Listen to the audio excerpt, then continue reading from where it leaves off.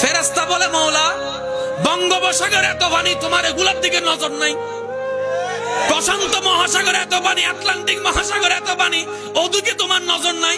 ওদিকে একটা ফেরির ভিতরে, গ্রাম একটার ভিতরে যাই নামাজে বৈশা একটা মানুষ কান্না করে, এক ফোঁটা পানি পড়ে কলের থেকে, পানি ওয়াসার পানির মতো। তুমি ওদিকে তাকায় আছো, ব্যাপার কি? রব বলে যে যা, ওর পানি চোখ থেকে পড়ার আগে একটা সবুজ বাটিল এ পানি সবগুলো সংরক্ষণ কর, পানিগুলাকে নষ্ট হতে দিস না। সুবহানাল্লাহ। এবার ফেরেশতা সেই পানিগুলাকে সংরক্ষণ করে রবের দরবারে জিজ্ঞেস করে, ইয়া রব্বুল আলামিন, এই চোখের পানিগুলা কোথায় নিয়ে যাব?